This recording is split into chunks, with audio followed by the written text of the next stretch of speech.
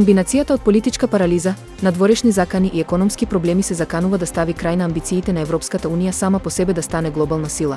Наместо тоа, ги турка земите членки кон одбрана на сопствените интереси.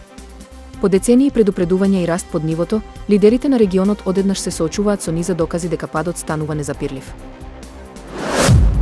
Растот на популарноста на женскиот спорт на глобално ниво пластично се искажува со цифра од 1,3 милијарди долари очекуван приход од целиот сектор во 2024 година.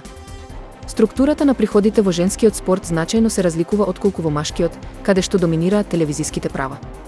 Овде најзначајна ставка се комерцијалните приходи кои опфаќаат спонзорства и продажба на производи. Сепак, разликите меѓу најплатените спортисти и спортистки и натаму се огромни и неспоредливи. Белорускиот медиум Некста објави клип од емисија во живо на руската телевизија. Во тој клип, столчето на руската новинарка Екатерина Андреева се скрши додека водела емисија во живо. Клипот беше споделен на X и веднаш започнаа подбивањата. Екатерина важи за една од најпознатите руски пропагандисти. Водител е на програмите Времје и Новости на првиот канал. Како новинар работи од 1991 година, кога почна да работи во утринска емисија. Таа беше наградена со орден за пријателство во 2006 година, а 4 години подоцна беше вклучена меѓу 10 најдобри руски телевизиски водителки. Во август 2014 година, Украина ја стави Андреева на листата на санкции поради нејзиниот став за војната во Источна Украина. Во март 2022 година, додека Екатерина известуваше во живо на телевизија, нејзината колешка Марина Овсјаникова подигна транспарент во рамката протестирајќи против руската инвазија на Украина.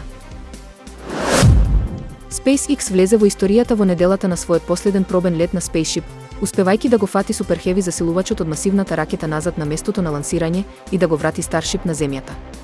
Ракетата полета од објектот Starbase на SpaceX во Бока Чика, Тексас, во 8 часот и 25 минути по средноевропско време.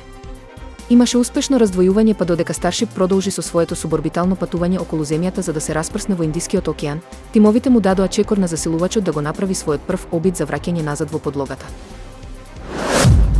Српскиот министер за внатрешни работи, Ивица Дачик, повторно го пречека турскиот председател Реџеп Тајип Ердоган со песната Осман Ага, што му ја пееше и пред неколку години. На настанот, кој привлече внимание на социјалните мрежи, Дачик се пошегува дека турскиот јазик не му е совршен пред да се фати за микрофонот. Ова не е прв пат Дачик да ги користи музичките способности за да ги забавува гостите, бидејќи има пеено и на други лидери кои биле во посета на Србија. Песната повторно го привлече вниманието на јавноста, потсетувајќи на претходниот музички поздрав од министерот на председателот Ердоган.